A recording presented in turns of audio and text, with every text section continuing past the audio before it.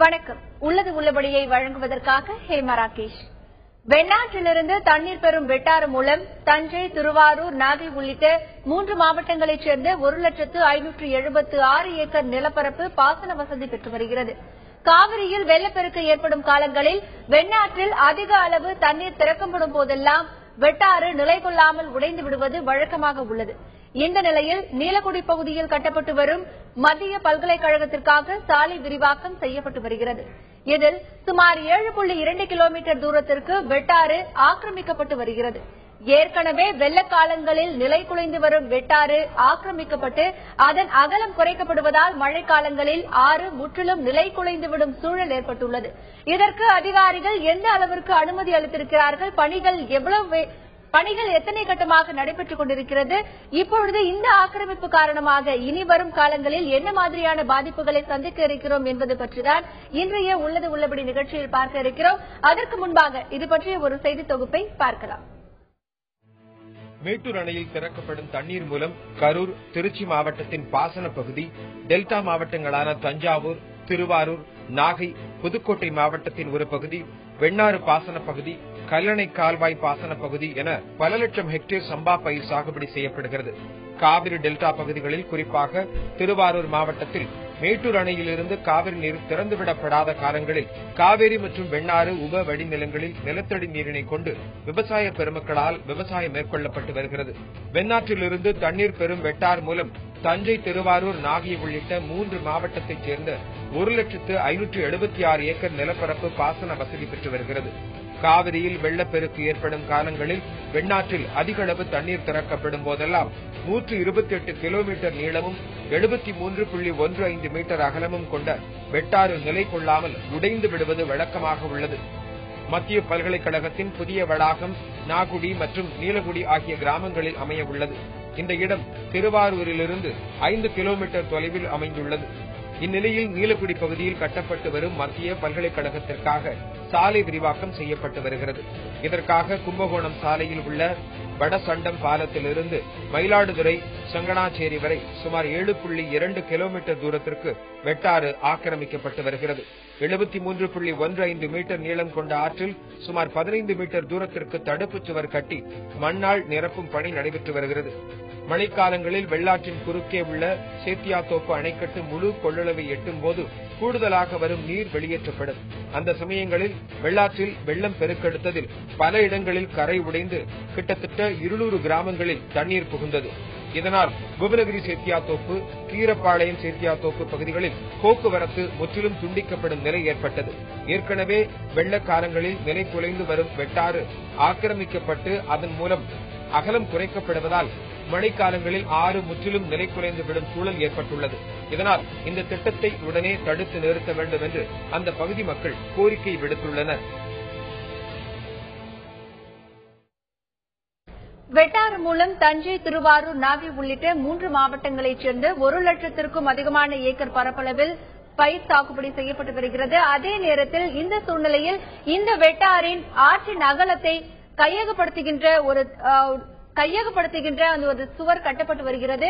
இந்த சுவரினால் என்ன விதமான பிரச்சனைகள் எழப்போகிறது? அதே சமயத்தில் அங்கு இருக்கக்கூடிய மக்கள் இந்த சுவர் எழுப்புவது குறித்து என்ன விதமான காரணங்களை சொல்கின்றனர்? அதிகாரிகள் இதை எப்படி எடுத்துச் செல்கின்றனர் என்பது குறித்துதான் இன்றைய உள்ளது உள்ளபடி நிகழ்ச்சியில் பார்க்க இருக்கிறோம். இன்றைய உள்ளது உள்ளபடி நிகழ்ச்சியில் திருவாரூரிலிருந்து களத்திலிருந்து நேரடியாக நமக்கு தகவல்களை தருகிறார் எமது செய்தியாளர் கருணாநிதி. இன்றைய உள்ளது உள்ளபடி நிகழ்ச்சியில் எமது செய்தி அரங்கிற்காக வருகை தந்திருக்கிறார் பொதுப்பணித்துறை முன்னாள் கண்காணிப்பு பொறியாளர் திரு பால்சாமி. முதலில் களத்தில் இருக்கும் எமது செய்தியாளர் கருணாநிதியிடம் கேட்கலாம். கருணாநிதி, இந்த வெட்டாறு மூலமா எவ்வளவு நிலங்கள் பாசன வசதி பெறுகிறது? இந்த வெட்டாற்றிற்கு எங்கிருந்து தண்ணீர் வருகிறது? எவ்வளவு கன அடி தண்ணீர் அந்த ஆற்றில் இருக்கிறது? நான் நிக்கிறது திருவாரூர் மாவட்டம் கங்கலாஞ்சேரிக்கு மேற்கே உள்ள நாகக்குடி, நீலக்குடி இணைக்கின்ற பாலத்து மேல நான் நிக்கிறேன். இந்த வெட்டாரை பொறுத்தவரைக்கும் சுமார் 1,576 ஏக்கர் பாசன வசதி பெறுகிறது. அதே மாதிரி இந்த வெட்டாருக்கு வெண்ணாறுல இருந்து கள்ளப்பெரம்பூர் என்ற இடத்துல வெண்ணாறுல இருந்து இந்த வெட்டாறு பெறுகிறது. இந்த வெட்டாத்து அதாவது மழைக்காலங்கள்ல இந்த பெரிய வடிகாலம் இந்த ஆறு பயன்படுத்தப்படுகிறது. மேலும் இங்க பகுதியில் பாத்தீங்கன்னா வடிகாலாவும் இருக்கும், பாசன ஆறாகவும் இருக்கிறது இந்த வெட்டாறு. வெள்ளக்காலங்கள்ல வந்து கல்லணையில வந்து அதிகப்படியான தண்ணீர் வருகின்ற சூழல் ஏற்படும் போது வெண்ணாற்றின் மூலமாக இந்த வெட்டாற்றில வந்து கிட்டத்தட்ட அதாவது 17,500 கன அடி வரை இங்க வந்து தண்ணீர் இந்த ஆத்து மூலம் வெளியேற்றப்படுகிறது. பாசனம் அதாவது வெள்ளக்காலம் இல்லாத நேரங்களில் வந்து 6,000 கன அடி வந்து இங்க தண்ணி வந்துகிட்டு இருக்கு. இந்த சூழல்ல பாத்தீங்கன்னா இங்க கிட்டத்தட்ட ஒரு 3-4 முறை மிகப்பெரிய வெள்ளக்காலங்கள் வந்து மிகப்பெரிய உடைப்பு ஏற்பட்டிருக்கு. அப்ப பாத்தீங்கன்னா இங்க கிட்டத்தட்ட ஒரு இந்த சுற்று வட்டார பகுதியில் உள்ள நாகக்குடி, நீலக்குடி, அதே மாதிரி இந்த சைடு பெரும்புகளூர் போன்ற பகுதியில் வந்து கடுமையா பாதிச்சிருக்கு. அப்ப வந்து பாத்தீங்கன்னா உடைப்புங்கிறது வந்து சுமார் வந்து கிட்டத்தட்ட பல்லாயிரக்கணக்கான ஏக்கர் நிலங்களும் பல்லாயிரக்கணக்கான குடியிருப்புகள் இங்க வந்து கிட்டத்தட்ட மூழ்கி இருக்கின்றன. அப்போங்கும்போது ஆக்ரோஷமான தண்ணி இந்த பகுதியில் வந்துகிட்டு இருக்கு. தொடர்ந்து பேசலாம் கருணாநிதி. திரு பாலுசாமி அவர்களிடத்தில் பேசலாம். சார், இப்போ வந்துட்டு ஒரு பொதுப்பணித்துறை அப்படின்னா பல தரப்பட்ட விதிமுறைகள் இருக்கு. ஒரு கட்டிடம் எழுப்புவதற்கோ சுவர் எழுப்புவதற்கோ பல்வேறு தரப்பட்ட விதிமுறைகள் வந்து கடைபிடிக்கப்பட்டு வருகிறது. இப்போ இந்தந்த இடங்களில் கட்டிடம் கட்டக்கூடாது அப்படிங்கிற அரசின் ஒரு சில விதிமுறைகளும் இருக்கு. அந்த மாதிரி எந்தெந்த இடங்களில் கையகப்படுத்தக்கூடாது, எந்தெந்த இடங்களில் அந்த ஆக்கிரமிப்பு செய்து கட்டிடங்களை கட்டக்கூடாதுன்னு விதிமுறை இருக்கு? வெட்டாரை பொறுத்த வரைக்கும் அது ஒரு டிரைனேஜ் கேரியர், அதாவது வடிகால் தான் மெயினா. பாசனமும் இருக்கு, பாசனத்தை விட அது வடிகால் தான். வெண்ணாருடைய பகுதியில் ரெண்டா பிரியுது. இது கல்லணையில வெண்ணார் அண்ட் காவிரி. இது வெண்ணார் வந்து கள்ளப்பரம்பூர் பக்கத்துல 3ஆ பிரியுது. 3னா இது வெண்ணாத்தி சேர்த்து ஒரு பக்கத்துல வெட்டார், ஒரு பக்கத்துல வடவார் இருக்கு. இந்த வெட்டார் வந்து அதிகமா வெள்ள காலத்துல வெண்ணார்ல வர தண்ணி அதுல வடியும், திருப்பி விடுவாங்க. அதோட இல்ல, காவிரியினுடைய ஒரு பகுதியினுடைய வடிகாலம் அது இருக்கு. வடப்பாறு, புத்தாறு, அப்புறம் சோழச்சூடாமணியார், இந்த ஆத்தினுடைய வடிகால்லாம் இதுதான் வடிக்கணும். முக்கியமா அதனுடைய ஃபங்க்ஷன் வந்து வடிகால் தான் மெயினா. அங்கங்க ஒரு சில இடத்துல அணைக்கிட்ட, அதாவது ரெகுலேட்டர் போட்டு தனி பாசனம் தான் 1.5 ஏக்கர்ஸ் 1.5 lakhs ஏக்கர்ஸ் கிட்டத்தட்ட பாசனமும் இருக்கு. ஆனா இது வடிகாலா இருப்பதனால அதுல அதிகமான என்க்ரோச்மெண்ட் இருக்கக்கூடாது. இப்ப என்ன பண்ணிருக்காங்கன்னா, நான் நேற்று வந்து அந்த எக்ஸிகூட்டிவ் பிடபிள்யூ கான்டாக்ட் பண்ணி கேட்டேன். சார், நாங்க இவ்வளவு நீரியல் விவரம் கொடுத்திருக்கோம், இவ்வளவுதான் அது இருக்கிறது. 90 மீட்டருக்கு அகலம் இப்ப இருக்குது நிறைய இடத்துல. ஒரே ஒரு இடத்துல மட்டும் தான் 60 மீட்டர் அகலம் இருக்கு. அது 60 மீட்டர் அகலம் இருக்குன்னா அந்த இடத்துல மண் வாகு அப்படி கரை உயரமா இருக்குது, ஆழமா போறதுனால கொஞ்சம் அகலம் குறைச்சல் இருக்கு. மீதி எல்லா இடத்துலயும் கரை கொஞ்சம் தாழ்வா இருக்கு. அந்த இடத்துல 90 மீட்டர் அகலம் இருக்கு. இவங்க என்ன பண்ணிருக்காங்கன்னா, நாங்க 80 மீட்டர் பண்ணா கூட 60 மீட்டர் கொண்டு வந்துட்டாங்க. அங்க 90 மீட்டர் இருந்தா கூட 80 மீட்டர் இருந்தா போதான். தியரட்டிக்கல் வித் இருக்கணும், மினிமம் 80 மீட்டர் இருக்கணும். 80 மீட்டருங்கிறது 250 அடிங்க, அதாவது 250 அதிகமா. 80ங்கிறது 290 மீட்டர், 290 அடி கிட்டத்தட்ட வரும். ஏன்னா ஒரு 100 அடிங்கிறது 30 மீட்டர், 80 மீட்டருங்கிறது 60 மீட்டரா குறிக்கிட்டாங்க. இது இப்ப செய்யறது வந்து சென்ட்ரல் கவர்மெண்டுடைய, அதாவது யூனிவர்சிட்டியா இருந்தாலும் பல்கலைக்கழகமா இருந்தாலும், இது டெபாசிட் ஒர்க்ல ஸ்டேட் பிடபிள்யூடி ஹைவேஸ், தமிழ்நாடு ஹைவேஸ்ல கொடுத்து அவங்க செய்துட்டு இருக்காங்க. அவங்க வந்து என்கரேஜ் பண்ணி செய்யறாங்க. பிடபிள்யூ தடுத்திருக்காங்க. வேண்டிய லெட்டர்லாம் அவங்களுக்கு சீஃப் இன்ஜினியருக்கு எழுதியிருக்காங்க, கலெக்டருக்கும் தெரிவிச்சிருக்காங்க. இவங்க போய் தடுக்கும் போது நிறுத்தி வைக்கிறாங்க. சில டைம் நைட்ல கூட செய்யறாங்களா. அந்த இது ரீட்டைனிங் வால் போடுறது, ரீட்டைனிங் வந்து கான்கிரீட்ல பக்காவா போடுறாங்க. போட்டு இதை வந்து அந்த ரோட அகலப்படுத்திருக்காங்க. காரணம் ஏன் என்கரேஜ் பண்றாங்கன்னா, அதை என்கரேஜ் பண்ணலன்னா வேண்டிய வித்து கிடைக்காது. அதை வந்து தனியார் நிலத்தை இது பண்ணணும், ஆர்ஜிதம் பண்ணணும், நில ஆர்ஜிதம் பண்ணணும். அதுக்கு நாளாகும் அல்லது செலவு அதிகமாகும். அதனால இருக்கிறது பிடபிள்யூடி லேண்ட, கவர்மெண்ட் லேண்டா. அந்த பிடபிள்யூடி லேண்டா இருந்தா கூட ஒரு ஆற்று ஓரத்துல இந்த மாதிரி கையகப்படுத்தி அரசே வந்து இந்த நடவடிக்கையில ஈடுபடுறது ஒரு விதிமுறைக்கு மீறியதுதான். அது அந்த டிபார்ட்மெண்ட் பண்ற தவறு. இவங்க தடுத்து நிறுத்தியும் கேட்கல.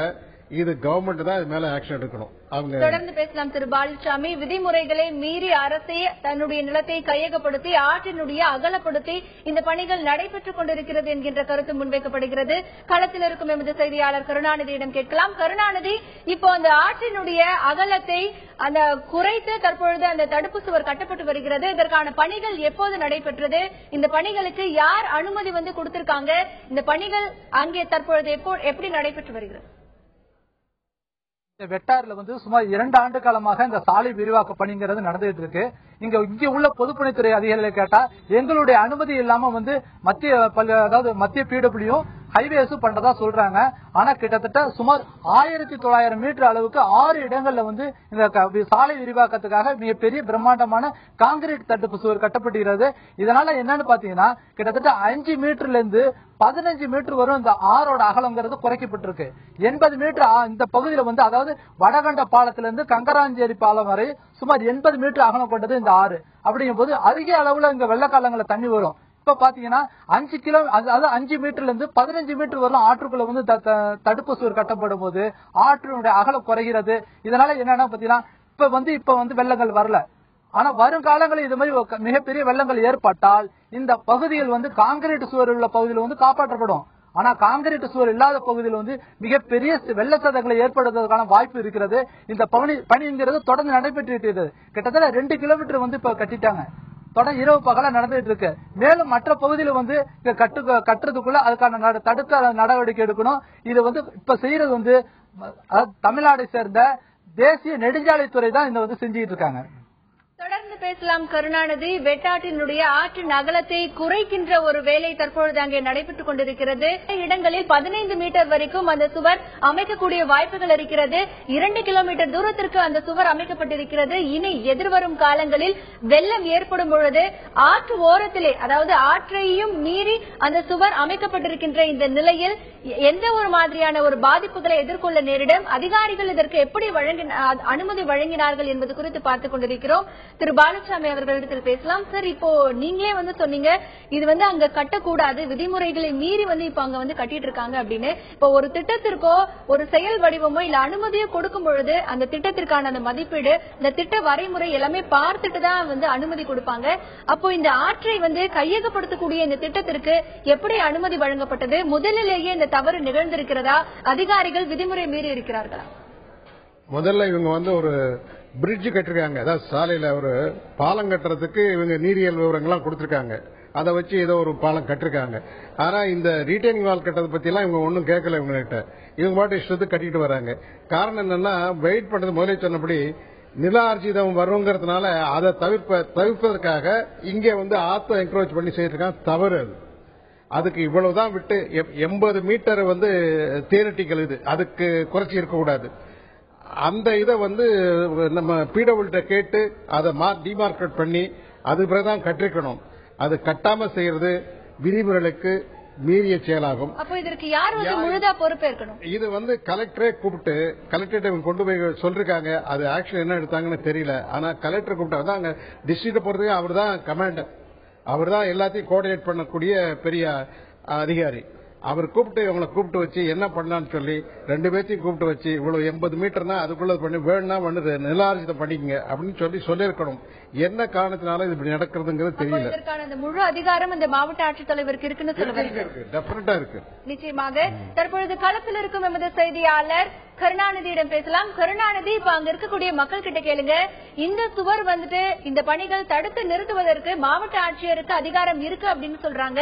அப்போ இந்த திட்டத்திற்கு மாவட்ட ஆட்சியர் இந்த பணிகளை நடைபெறாமல் செய்வதற்கு அவர் என்ன நடவடிக்கை எடுத்தாரு? மாவட்ட ஆட்சியரிடத்துல அங்க இருக்கக்கூடிய மக்கள் எல்லாம் போய் சொன்னாங்களா? அங்க அவர்களுக்கு என்ன பதில் கிடைத்ததுன்னு அவங்க கிட்ட கேளுங்க. இப்ப இந்த சாலை விரிவாக்க பணிங்கிறது வந்து ஆற்றுக்குள்ள நடைபெற்று இருக்கு. ஆனா அதே நேரத்துல பாத்தீங்கன்னா இந்த மத்திய பல்கலைக்கழகத்துக்கு சொந்தமான வந்து சாலைக்கு அந்த புறம் வந்து பகுதி இருக்கு, ஏரியா இருக்கு. இந்த ஆத்துக்குள்ள இந்த சுவர் எழுப்பாம இதே சாலை விரிவாக்கம் வந்து மத்திய பல்கலைக்கழகத்தை இடவளாகத்துல கூட செஞ்சிருக்கலாம். ஆனா அதெல்லாம் விட்டுட்டாங்க. இடையில இது எப்படி விடுபட்டுச்சுன்னு தெரியல. இது அதிகாரிகள் ஏன் கண்டுகொள்ளாம இருந்தாங்கிறது பத்தி தெரியல.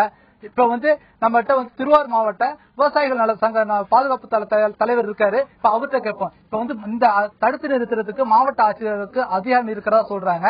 இது சம்பந்தமாக இந்த பகுதி மக்கள் எல்லாம் வந்து கலெக்டர்கிட்ட எடுத்து செஞ்சாங்களா? இப்ப மேற்கொண்டு என்ன நடவடிக்கை எடுக்கணும் நீங்க இது பண்ணீங்க? வணக்கம், அனைவருக்கும் வணக்கம். இந்த இதுல வந்து கிட்டத்தட்ட ஒரு 560 ஏக்கரை வந்து ஆக்கிரமிச்சிருக்கு மத்திய அரசு. மத்திய பல்கலைக்கழகங்கிறதுல ஒரு 560 ஏக்கரை வந்து ஆக்கிரமிச்சிருக்காங்க. இது பெரிய கொடுமையான இது. வெளிநாட்டுக்கு நம்மளுக்கு உள்ள வித்தியாசம் என்னன்னா, அவன் கட்டிடத்தை மேல கட்டிட்டு போவான், இவன் அகலமா கட்டிட்டு போறான். அப்ப வந்து விவசாய நிலம் வந்து 560 ஏக்கர் பழுப்பட்டு இருக்கு. இவங்க விவசாயிகளை பத்தி அக்கறை இல்லாத ஒரு அரசுன்னா மத்திய மாநில அரசுகள் தான். விவசாயிகள் நலன் வந்து அவங்களோட பாதுகாக்கப்படல.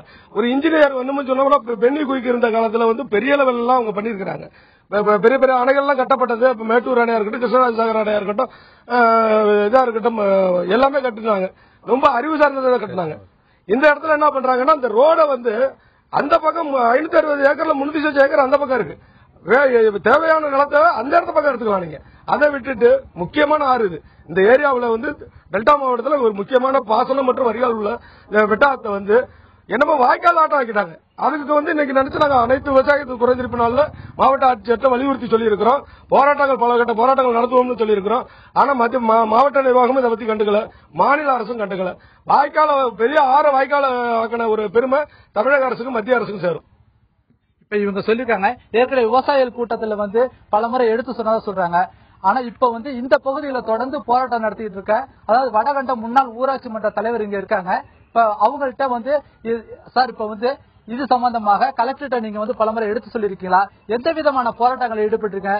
எந்த விதமான தடுப்பு முறையில நீங்க ஈடுபட்டிருக்கீங்க? வணக்கங்க, நான் வடகண்டம் ஊராட்சி மன்ற தலைவர் பேர் கோபிராஜ்.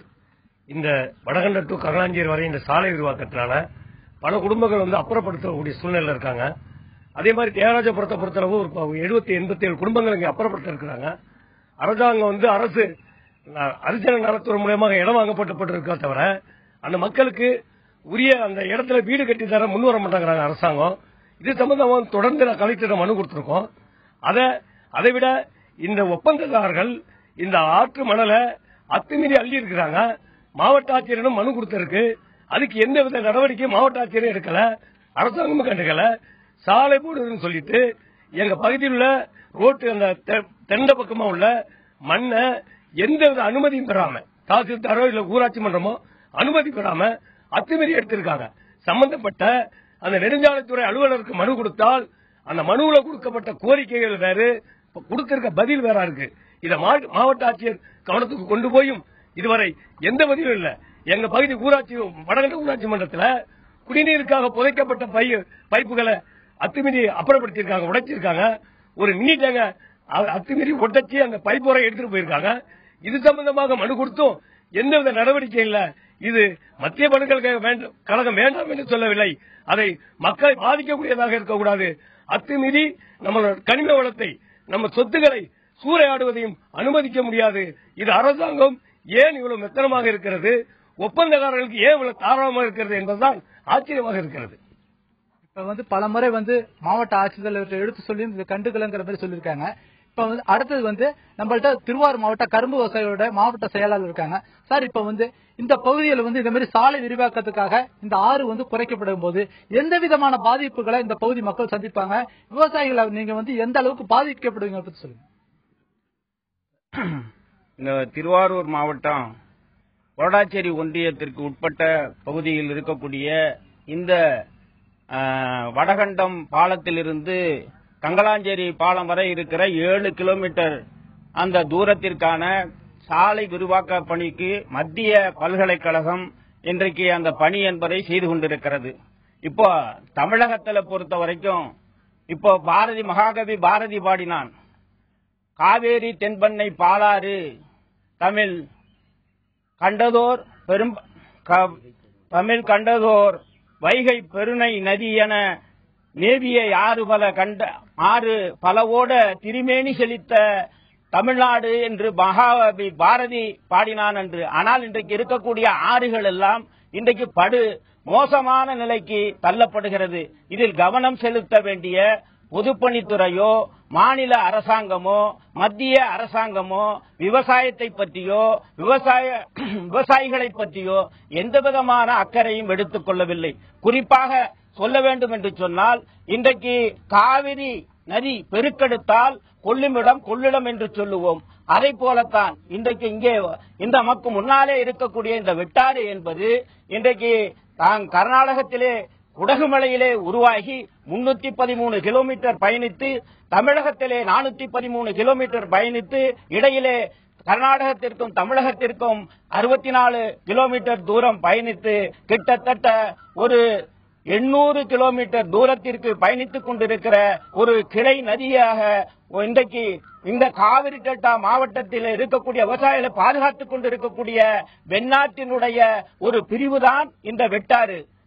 தஞ்சை மாவட்டத்திலே கல்லணைக்கு கீழே கள்ளப்பெரம்பூர் என்கிற இடத்திலே தொடங்குகிற வெட்டாறு அங்கே தொடக்கிற அந்த இடத்திலே கிட்டத்தட்ட 73.15 மீட்டர் அளவிற்கு அகலமாக விரிந்த ஆறாக உருவாகி தொடர்ந்து தஞ்சை மாவட்டம், திருவாரூர் மாவட்டம், கொள்ளாச்சேரி ஒன்றியம் வழியாக இந்த ஆறு என்பது பயணித்து நாகூரிலே வங்காள விரிகுடாவிலே சென்று இன்று சங்கமிக்கக்கூடிய இந்த வெட்டாறு இன்றைக்கு கடந்த காலங்களிலே இந்த ஆறு மிக செழுமையாக இருந்தது.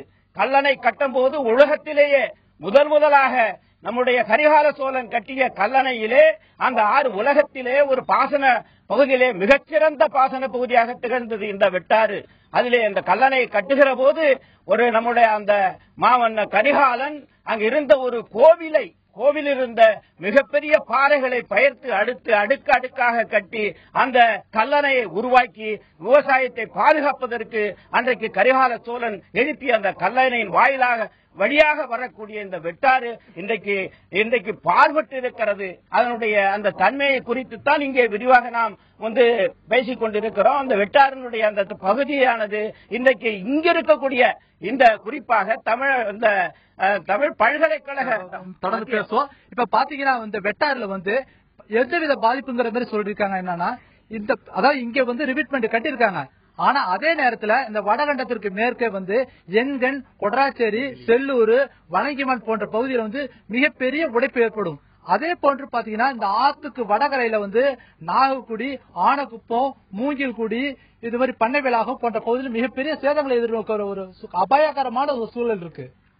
தொடர்ந்து பேசலாம் கருணாநிதி. திரு பாலசாமி, இப்ப அங்க இருக்கக்கூடிய ஊராட்சி மன்ற தலைவர் மற்றும் அங்க இருக்கக்கூடிய மக்கள் எல்லாமே சொல்றாங்க, இந்த சுவர் எழுப்புறதுனால ஒருவேளை வெள்ளம் வரும்பொழுது அந்த பகுதிகள் பல இடங்களில் வெள்ளம் சூழக்கூடிய அபாயம் இருக்கும், அந்த பயிர்களும் நாசமடையக்கூடிய ஒரு அபாயம் இருக்கும் அப்படின்னு சொல்லியிருக்காங்க. அப்போ இத்தனை ஒரு இழப்புகள், பாதிப்புகள் ஏற்படும் என்று அதிகாரிகளுக்கு தெரியாதா? இதை திட்டமிடும் முன்னே அல்லது அந்த பணிகளுக்கு அனுமதி வழங்கும் முன்னே அவர்கள் இதை பற்றி சிந்தித்து பார்க்கவில்லையா? ஒருவேளை இந்த மாதிரியான அபாயங்கள் வரும்பொழுது இதற்கு யார் முழு பொறுப்பேற்பாங்க? ஒரு பொதுப்பணித்துறை முன்னாள் அதிகாரியா இந்த அதிகாரிகளுடைய செயலை நீங்க எப்படி பாக்குறீங்க? அதாவது இவங்க அந்த பாலம் கட்டுறதுக்கு தே காட் தி பர்மிஷனோட இல்ல, நீரியல் விவரங்கள்லாம் இவ்வளவுதான் கட்டணும், இந்த மாதிரி அகல இருக்குன்னு சொல்லிருக்காங்க. இந்த ரீடைனிங் வால் கட்டுறாங்க பாருங்க, தடுப்பு சுவர் கட்டுறதை பத்தி ஒன்னும் இவங்கள்ட்ட பர்மிஷன் வாங்காம கட்டுறாங்க. மிகப்பெரிய தவறு. இது தடுப்பதற்கு எவ்வளவு லெட்டர் எழுதி பார்த்திருக்காங்க, நேரா போய் சொல்லி தடுத்திருக்காங்க. தடுக்கும் போது கூட ராத்திரில போய் வேலை செய்திருக்காங்க, கேட்கறது இல்ல. இவங்க போய் சொல்லும்போது 2 நாளைக்கு நிறுத்தி வைப்பாங்க. தினமும் அங்கேயே போய் நின்றுட்டு இருக்க முடியாது, வேற ஒர்க்கும் அவங்களுக்கு நிறைய பாசனம் அதெல்லாம் பார்க்க வேண்டியிருக்கு. இந்த மாதிரி பார்த்துட்டு இருக்கும்போது இவங்க அத்துமீறி செய்யறது தவறு. அது தமிழ்நாடு அதாவது நெடுஞ்சாலைத்துறையா இருந்தால் கூட அவர்கள் இதற்கெல்லாம் பொதுப்பணித்துறையிட்ட கேட்டு செய்யணும். இவங்ககிட்ட பர்மிஷன் வாங்கணும், அல்லது இவங்ககிட்ட இவ்வளவுதான் கட்டணங்கிறதுக்கு என்னென்ன நீரியல் விவரமோ அல்லது மீதி அகலம் எவ்வளவு என்னங்கிறதா செய்து வாங்கிக்கிட்டு தான் கட்டிருக்கணும். கட்டினது தவறு. இவங்க மேல ஆக்ஷன் எடுக்கலாம். இப்போ ஒரு திட்டம் அப்படின்னா அது மக்களுக்கு நன்மையை பயக்கக்கூடிய திட்டமா தான் இருக்கணும். ஒரு துறை அதிகாரிகள் இது வேண்டாம் என்று சொல்லும் போதும் அதையும் மீறி இன்னொரு துறை அதிகாரிகள் இந்த திட்டத்தை செயல்படுத்திட்டு வராங்க. அப்போ இவர்களை யார் தட்டி கேட்பது? இவர்கள் மீது என்ன மாதிரியான நடவடிக்கை? இந்த மாதிரி தட்டி கேட்பா அங்க சைட்லன்னா அந்த இடத்துல இருக்கும்போது கலெக்டர் தான், அதாவது மாவட்ட ஆட்சித்தலைவர் தான் இது மேல ஆக்ஷன் எடுக்கணும். அதெல்லாம் அதுக்கு மேல அவர் மூலமா தான் கவர்மெண்ட் இன்னும் மாவட்ட ஆட்சித்தலைவருங்கிறது அங்க லோக்கல் கவர்மெண்ட், அவர் தான் கவர்மெண்டினுடைய பிரதிநிதி, அவர் தான் ஆக்ஷன் எடுக்கணும். அவர் ஆக்ஷன் எடுத்து கேட்கலன்னா மறுபடி கவர்மெண்ட் போய் சொல்லி அது மேல துறை வழியாக அவங்க ஆக்ஷன் எடுக்கலாம். இல்ல இப்போ இந்த ஒரு திட்டத்திற்கு பொதுமக்களோ இல்ல அங்க இருக்கக்கூடிய பகுதிவாசிகளோ யாராவது புகார் கொடுத்தாதான் மாவட்ட ஆட்சியர் நடவடிக்கை எடுக்க முடியுமா? இல்ல தன்னிச்சையாவே இதன் மேல் நடவடிக்கை எடுக்க மாவட்ட ஆட்சியருக்கு அதிகாரம் இருக்கு? தன்னிச்சையாவே எடுக்கலாம், அல்லது துறையை சார்ந்த பொதுப்பணித்துறையில லெட்டர் இருக்காங்க, லெட்டர் சீஃப் இன்ஜினியர் இவருக்கு இன்ஃபார்ம் பண்ணிருக்காங்க, அதை வச்சு ஆக்ஷன் எடுக்கலாம். தெரியாம இருக்கு உங்களுக்கு. நிச்சயமாக தொடர்ந்து பேசலாம். திரு பாலசாமி, வெட்டாறு பகுதியில் ஆற்றின் அகலத்தை குறைக்கக்கூடிய பணிகள், அதாவது தடுப்பு சுவர் கட்டி கொண்டிருக்கிறார்கள். 2 கிலோமீட்டர் தூரத்திற்கு அந்த சுவர் எழுப்பப்பட்டிருக்கிறது. இந்திய சட்ட பல்கலைக்கழகத்தின் தடுப்பு சுவர் தற்பொழுது திருவாரூர் பகுதியில் அமைக்கப்பட்டு வருகிறது. தடுப்பு சுவர் அமைப்பது பிரச்சனைக்குரிய விஷயம் அல்ல, ஆனால் அது அமைந்திருக்கக்கூடிய இடம் என்பதுதான் மிகப்பெரிய பிரச்சனையாக இருக்கிறது. ஆறு மற்றும் குளங்களில் நிலங்களை கையகப்படுத்தியோ அல்லது ஆக்கிரமிப்பு செய்தோ கட்டிடங்களையோ சுவரையோ எழுப்பக்கூடாது என பொதுப்பணித்துறையின் விதிமுறைகள் இருந்தாலும் அதையும் மீறி நெடுஞ்சாலைத்துறை அதிகாரிகள் அந்த ஆற்றின் அகலத்தை குறைத்து அந்த பகுதியில் தடுப்பு சுவரை எழுப்பி வருகிறார்கள். கடந்த காலங்களிலேயே வெள்ளத்தால் சூழப்பட்டு அந்த வெண்ணாற்று பகுதியில் மிகப்பெரிய வெள்ளம் ஏற்பட்ட பொழுது மிகப்பெரிய பாதிப்பை சந்தித்திருந்தனர் அந்த பகுதி மக்கள். ஆனால் தற்பொழுது சுவர் எழுப்பிக் கொண்டிருக்கின்ற இந்த சூழ்நிலையில் இனி வரும் காலங்களில் வெள்ளம் ஏற்படும் பொழுது இதைவிட மிகப்பெரிய அபாயத்தை சந்திக்க இருக்கின்றனர் பகுதி மக்கள். இந்த பணிகளை உடனடியாக நிறுத்த வேண்டும் என்கின்ற கோரிக்கையும் அவர்களிடத்தில் எழுகிறது. திரு பாலசாமி அவர்களிடத்தில் பேசலாம். சார், இப்ப நீங்க சொன்னீங்க இந்த நெடுஞ்சாலைத்துறை அதிகாரிகள் பொதுப்பணித்துறை அதிகாரிகளின் எச்சரிக்கையை மீறி இந்த பணிகள் செஞ்சிட்டு இருக்காங்க அப்படின்னு. அப்போ இந்த பணிகளை உடனடியாக தடுத்து நிறுத்த மாவட்ட ஆட்சியருக்கு அதிகாரம் இருக்கிறதா? மாவட்ட ஆட்சியருக்கு அவருக்கு தான் அதிகாரம் இருக்கு. அவரு தான் அங்க கவர்மெண்டே, அவரு தான் அங்க. ஏதாவது மக்களுக்கு எந்த தீங்கு வந்தாலும் அல்லது அவங்க இருக்கிற பகுதியில் இருக்கிற அந்த கிராமத்தினுடைய குடியிருப்புகளுக்கோ அல்லது நிலங்களுக்கோ பாதிப்பு ஏற்படுகிற ஒரு வகையில இந்த மாதிரிலாம் செயல் நடந்தால் அதை தடுத்து நிறுத்துவது அவருடைய பொறுப்பு. அவர் தான் செய்யலாம். அவருக்கு தான் எல்லா அதிகாரமும் இருக்கிறது. தொடர்ந்து பேசலாம் திரு பாலசாமி. களத்தில் இருக்கும் எமது செய்தியாளர் கருணாநிதியிடம் பேசலாம். கருணாநிதி, இப்ப அங்க இருக்கக்கூடிய மக்கள் கிட்ட கேளுங்க. ஏற்கனவே இந்த ஊராட்சி மன்ற தலைவர் திரு கோபிராஜ் அவர்கள் சொன்னாங்க, நெடுஞ்சாலைத்துறை அதிகாரிகளிடத்தில் கோரிக்கை மனு கொடுத்திருந்தாலும் கூட அவர்கள் பதில் வேறு மாதிரியாக தங்களுக்கு கொடுத்தார்கள் அப்படின்னு சொன்னாங்க. இப்ப நெடுஞ்சாலைத்துறை அதிகாரிகள் என்ன சொன்னாங்க, இப்ப அவர்களிடத்துல அவங்க என்ன கோரிக்கை வச்சிருக்காங்கன்னு கேளுங்க. இப்ப நம்மள்ட்ட நாகக்குடி முன்னாள் ஊராட்சி மன்ற தலைவர் இருக்காங்க. இப்ப ஏற்கனவே இந்த ரோடு சாலை பணிகளுக்கு பாத்தீங்கன்னா நெடுஞ்சாலைத்துறையிட்ட நீங்க கோரிக்கை வச்சிருக்கீங்க, தடுத்துருக்கீங்க. அவங்க என்ன பதில் உங்கள்கிட்ட கொடுத்திருக்காங்க? இப்பொழுது தினதந்தி நிருபர் அவர்களுக்கு எனது பணிவான வணக்கத்தை தெரிவித்துக் கொள்கிறேன். நாங்க இதுக்கு முன்பாக திருவாரூர் மாவட்டம் நன்னிலம் தாலுகாவை சேர்ந்த நாகக்குடி இந்த ஊராட்சி உள்ளடங்கிய கங்கலாஞ்சேரியிலிருந்து ஒரு 7 கிலோமீட்டர் குச்சிப்பாளையம் வரையிலும் கரையோரமாக, ஏன்னா அந்த வெட்டாறு தான் முக்கியமான திருவாரூர் மாவட்டத்திலே பெரிய ஆறு. இந்த ஆறானது கரையோரங்களில் மண் எடுத்து அப்புறப்படுத்தி வெளியூரில் விட்டு வருகிறார்கள். இது சம்பந்தமா மாவட்ட ஆட்சியர் அவர்கள் கொஞ்சம் அதை கவனம் செலுத்துமாறு ஐயா அவர்களை கேட்டுக்கொண்டும், அதன் பிறகு அந்த உடைப்பினால் ஏற்பட்ட பல விபத்துகள், பல ஆபத்துகள் மத்திய பல்கலை அருகாமையில் சக்கரமங்கலத்தில் கட்டப்பட்டிருக்கின்ற மத்திய பல்கலைக்கழகம் மற்றும் மூலகுடி, தீபாமங்கலம், செலவபுரம், நன்னிலம் வரையிலும் இங்க வெற்றாற்றில் உடைப்பு ஏற்பட்டால் இத்தனை கிராமங்களும் பாதிப்படைவதற்கு வாய்ப்பாக இருக்கின்றது. அதே சமயத்தில் இந்த கரையோரத்தில் நடப்பட்டிருக்கின்ற அரசுடைய சொந்தமான தேக்கு மரங்கள் அனைத்தும் கீழே விழுந்து பெரிய மரங்களாக இருக்கின்றது. அந்த மரங்கள்லாம் இன்னைக்கு இந்த மண் எடுக்கிறதுனால எல்லாமே சேதப்படுத்தி எல்லாம் கீழே விழுந்து அநியாயமாக அந்த மரம் அப்படியே கிடக்கின்றது. இப்ப நீங்க எந்த விதமான வெள்ளப்பெருக்கு இதுவரை பாத்திருக்கீங்க? இப்ப வருங்கால எந்த விதமான வெள்ளப்பெருக்கு, எப்படிப்பட்ட அபாயங்கள் ஏற்படும் எதிர்பார்க்கறீங்க? இது உடனே தமிழக அரசும் உடனே கவனத்தில் செலுத்தி இந்த வெட்டாறு முக்கியமா கரையோரமெல்லாம் உடைக்கிறத உடனே தடுத்து நிறுத்தி அது சம்பந்தமா இந்த ஆற்றை நல்ல ஒரு பலப்படுத்தி எங்களை காவிரி டெல்டா அந்த காவிரி நீர்ப்பாசன வசதியை இன்னும் மேம்படுத்துமாறு தமிழக அரசை மீண்டும் மீண்டும் வேண்டி கேட்டுக்கொள்கிறேன். இப்ப நம்ம அடுத்தது இந்த பகுதி விவசாயிகள், பாதிக்கப்பட்ட விவசாயிகள் இருக்காங்க. இப்ப அவங்கள்ட்ட கேட்போம். இப்ப இந்த பகுதிகளில் எந்த விதமான பாதிப்புகள் ஏற்பட்டிருக்கு? இப்ப மேலும் இந்த மாதிரி போன்ற தடுப்பு சுவர்கள் கட்டப்பட்டா எவ்வளவு பெரிய ஆபத்துகள் எல்லாம் ஏற்படுங்க நீங்க எதிர்பார்க்கறீங்க? இந்த ஏரியால நாங்க பல ஆண்டு காலமா வச்சு வருகிறோம். இதுக்கு முன்னே ஏகப்பட்ட நஷ்டம் இந்த ஆறுல வெட்டாத்துல உடைப்படுத்தி நாங்க தியாகராஜபுரத்தில் உள்ள கிராமம் கங்கலாஞ்சேரி மெயின் ரோட்ல அருகாமையில் பல நடை இருந்திருக்கோம். இப்பொழுது இந்த ஏரியால மத்திய பல்கலைக்கழகம் வந்திருக்கிறது. இது சம்பந்தமான நாங்க ஏகப்பட்ட போராட்டம் பண்ணியிருக்கோம். நாங்க தியாகராஜபுரத்து கிராமம் ஒரு 150 கிராமம் அது உள்ள இருக்கிறோம். நாங்க இந்த வீட்டு வசதி எல்லாம் கேட்ட பிறகு உங்களுக்கு நாங்க வீடெல்லாம் கட்டித்தரோம் அப்படின்னு அரசாங்கம் எல்லாம் சொல்லி வந்தது. இப்ப இது சம்பந்தமா நாங்க நிறைய போராடி கலெக்டர் மனுவெல்லாம் கொடுத்தோம். எங்களுக்கு இது சம்பந்தமான வீடு கட்ட தரப்படவில்லை. உள்ள ஒரு 40 குடும்பம் யூனிவர்சிட்டிக்குள்ள மாட்டிக்கிட்டு ரொம்ப கஷ்டப்பட்டு இருக்கோம். இப்ப நீங்க அந்த பணிகள் ஆரம்பிக்கிறதுக்கு முன்னாடி, இந்த பணிகள் ஆரம்பிக்கிறதுக்கு முன்னாடி நீங்க எது எதிர்ப்பு தெரிவிச்சிருக்கீங்களா? என்ன விதமான போராட்டங்களை ஏன் முன்னாடி நீங்க செய்யாம இப்ப இவ்வளவு தூரம் காலதாமதம் ஆயிருக்கு? இல்ல, நாங்க ஏற்கனவே முன்னாடி இந்த கலெக்டர் ஆடியோ தாழ்சார் நிறைய மனு கொடுத்திருக்கோம். எல்லாம் உங்களுக்கு செஞ்சு தரோம், நீங்க தடுக்க வேண்டாம், உங்களுக்கு பல சலுகை செஞ்சு தரோம், வீடு கட்டி தரோம், நிலம் தரோம், உங்களுக்கு 1 ஏக்கர் நிலம், கோயில் கட்டி தரோம், பள்ளிக்கூட மைதானம் கட்டி தரோம் அப்படின்னு சொன்ன பிறகுதான் நாங்க ஏமாந்து இந்த யூனிவர்சிட்டி வரதுக்காக ஒத்துக்கிட்டோம். இப்ப எங்களுக்கு நடப்படவில்லை. நாங்க நிறைய கஷ்டப்பட்டுக்கிட்டு நீங்க வந்து நேரடியா பாருங்க. அங்க ஒரு 40 குடும்பம் உள்ள மாட்டிக்கிட்டு எங்க வெளியிலையும் போக முடியல, உள்ள இருந்து வர முடியல. இந்தியக்காரங்க நிறைய வேலை பார்த்துக்கிட்டு பொம்பளை பிள்ளைங்க எல்லாம் அந்த ரூட்ல போக முடியல, கஷ்டப்பட்டு இருக்கோம். நாங்க இப்ப இந்த பணிகள் ஏற்கனவே நடந்துட்டு இருக்குது. ஏன் நீங்க முன்னாடியே எதிர்ப்பு தெரிவிக்கல? இவ்வளவு தூரம் பணிகள் நடந்த பிறகு இப்பதான் எப்படி உங்க கவனத்துக்கு வந்திருக்கு?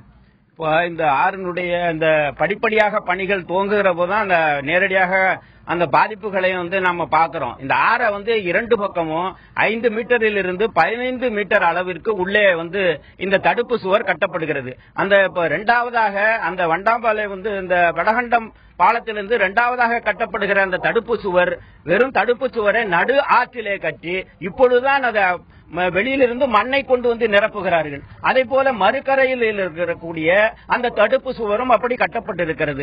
ஆறு இப்படி குறுகிய அந்த அகலம் என்பது குறுக்கப்படுகிற காரணத்தினால் இதற்கு மேற்கே இருக்கக்கூடிய பகுதிகளாக கொடாச்சேரி ஒன்றியத்தை சார்ந்த வலஞ்சிமான் ஒன்றியத்தை சார்ந்த அந்த பகுதிகளில் வரப்போற காலங்களில் பருவநிலை மாற்றம் ஏற்படுகிற சூழலில் கடந்த காலங்களில் ஏற்பட்ட அந்த 2 முறை அந்த வெள்ள பெருக்கு என்பது ஏற்பட்டிருக்கிறது. 1987ஆம் ஆண்டு வெள்ளப்பெருக்கு ஏற்பட்ட போது 12,500 கன அடி தண்ணீர் வந்தது. அதே போல 2009ஆம் ஆண்டு வெள்ளப்பெருக்கு ஏற்பட்ட போது 17,800 கன அடி இந்த வெட்டாற்றிலே வந்தது. அப்பொழுதெல்லாம் உடைப்பு ஏற்பட்டிருக்கிறது.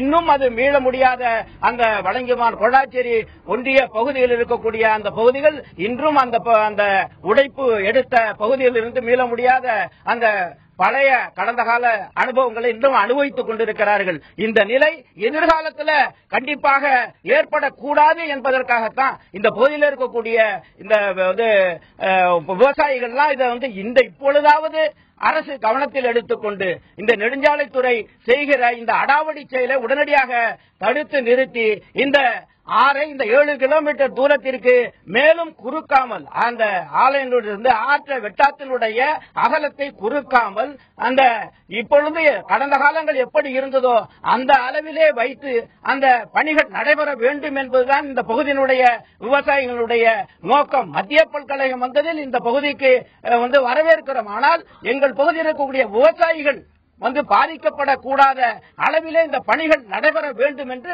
மாவட்ட ஆட்சி தலைவர் அவர்களிடத்திலே பலமுறை இந்த பகுதி மக்கள் விவசாயிகள் கோரிக்கை விடுத்திருக்கிறார்கள். எதிர்காலத்தில் வரவிருக்கிற இந்த அபாயத்தை உடனடியாக தடுத்து நிறுத்துவதற்கு மாவட்ட ஆட்சித்தலைவர் உள்ளிட்ட மாவட்ட நிர்வாகமும் பொதுப்பணித்துறை கவனத்திலே எடுத்துக் கொள்ளவில்லை. பொதுப்பணித்துறை முழுக்க இதனுடைய இந்த பாதிப்புகளை முழுமையாக அறிந்தவர்கள் பொதுப்பணித்துறை அந்த துறைதான். அந்த துறையினுடைய செயற்பொறியாளர், உதவி செயற்பொறியாளர்கள் அவர்கள் இதில் கவனத்தை எடுத்துக்கொண்டு இதர் எதிர்காலத்தில் இருக்கக்கூடிய அபாயத்தை உணர்ந்து இதை எப்படி செய்ய வேண்டும் என்று நெடுஞ்சாலைத்துறையோடு பகிர்ந்த அந்த பணிகள் நடைபெற்றிருந்தால் இன்றைக்கு இந்த விவசாயிகள் இப்படி அபாயகரமான ஒரு சூழல் இருப்பதை இன்றைக்கு இந்த நம்முடைய தந்தி தொலைக்காட்சிக்கு தெரிவிக்க வேண்டிய அவசியம் இருந்திருக்காது. எனவே உடனடியாக தலையிட்டு மாவட்ட நிர்வாகமும் மாநில அரசாங்கமும் உடனடியாக தலையிட்டு இந்த பணிகளை எதிர்காலத்தில் பாதிப்பு இல்லாத அளவிலே தடுத்து நிறுத்தப்படுவதற்கான நடவடிக்கை எடுக்க வேண்டும் என்பதுதான் எங்களுடைய தமிழ்நாடு கரும்பு விவசாயிகள் சங்கத்தின் சார்பாக எங்களுடைய தாழ்மையான வேண்டுகோளை முன்வைக்கிறோம். இப்ப பாத்தீங்கன்னா இப்ப ஏற்கனவே ஏற்பட்ட பாதிப்புகள் மீண்டும் அந்த மாதிரி இருக்கக்கூடாது. இப்ப ஏற்கனவே இப்ப சுவர் கட்டிட்டாங்க.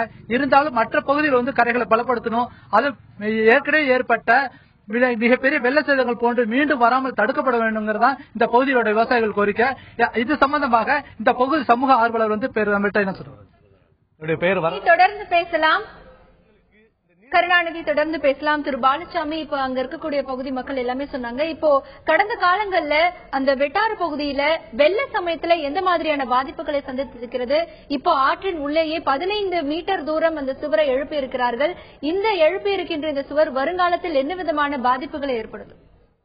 வெட்டாத்துல இதுவரைக்கும் 22,000, அதாவது வினாடிக்கு 22,000 கனஅடி அதிகமா போயிருக்கு. போனதுலயே இது வரைக்கும் அவங்களுடைய ரெக்கார்ட்ல இருக்கிற புரார சமீபத்தில் 22,000 கனஅடி வினாடிக்கு போயிருக்கு. அப்படி போகின்ற போது சில இடங்கள்ல ஓவர்ஃப்ளோ ஆகும், சைடுல வழிஞ்சி இருக்கிற விளைநிலங்கள்லாம் பாதிக்கக்கூடிய நிலைமை ஏற்பட்டிருக்கு. ஆனா இப்ப இவங்க ரொம்ப குறுகிறதுனால இன்னும் பாதிப்பு அதிகமாக இருக்கும். அந்த பாதிப்பு எப்படி எல்லாம் எதிரொலிக்கும்? இப்ப நிச்சயம் ஓவர்ஃப்ளோ ஆகும்.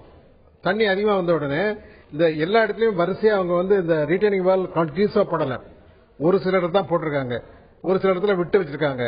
இது குறுகின உடனே போர்ஸ் அதிகமாகும், வேகமா போகும் தண்ணி, பக்கத்துல தான் அரிச்சிட்டு அந்த எங்க கட்டாம இருக்கோ அங்க ஓவர்ஃப்ளோ ஆகி. அப்போ அங்க இருக்கக்கூடிய அந்த பல்கலைக்கழகத்திற்கும் இந்த பாதிப்பு வரும் இல்லைங்க? அது அந்த இடத்துல கட்டிக்கிட்டாங்க போல் இருக்கு, அது எனக்கு சரியா தெரியாது. அந்த இடத்துல ரிவர்ட் பண்ற இது 7 கிலோமீட்டருங்க, பல்கலைக்கழகம் கிடைக்கிறது 1 கிலோமீட்டர் அளவு தான் இருக்கும்.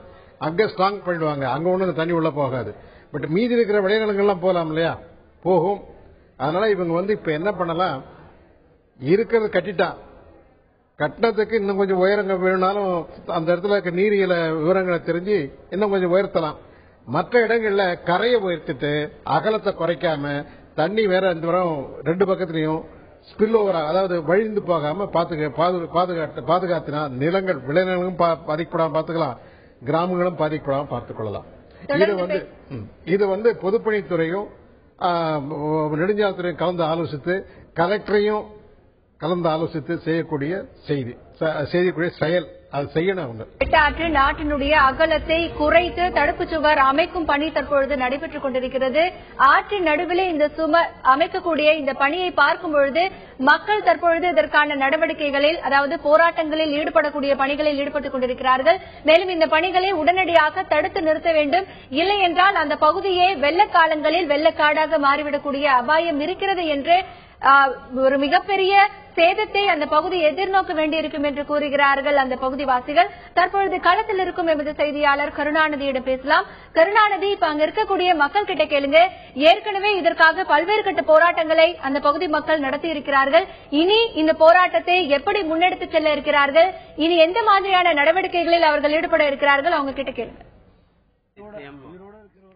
இப்ப ஏற்கனவே பல கட்ட போராட்டங்கள் நடத்திருக்கீங்க, இது போன்ற ஒரு பிரச்சனை இருக்கிறதுக்கு இப்ப மேலும் எது மாதிரியான போராட்டங்கள் ஈடுபடுவீங்க, எந்த நடவடிக்கையில நீங்க ஈடுபடுறீங்க? சார், நான் இந்திய கம்யூனிஸ்ட் கட்சியோட விவசாய சங்கத்தின் சார்பா பேசுறேன். மணக்கால்ல இருந்து ஆர்வம் பேசுறேன். கடந்த 2008 மணக்கால்ல நிஷா புயல் பாதிச்சு மிகவும் மக்கள் ரோட்ல இருந்தாங்க. அதை பாத்தீங்கன்னா அதை சுற்றி உள்ள கிராமங்கள்னா புலவநல்லூர், கீரங்குடி, செம்மங்குடி, கொத்தங்குடி 10 கிராமங்கள் தண்ணியில மிதந்தது. இந்த மத்திய அரசாங்கம் அனுமதி பெறாமலே இந்த கட்டடத்தை கட்டியிருக்காங்க, இந்த தடுப்பு சுவரை கட்டியிருக்காங்க. அதனால நாங்க பல்வேறு விவசாய சங்க சார்பாக பல்வேறு போராட்டங்களை நாங்க பண்ணியிருக்கோம்.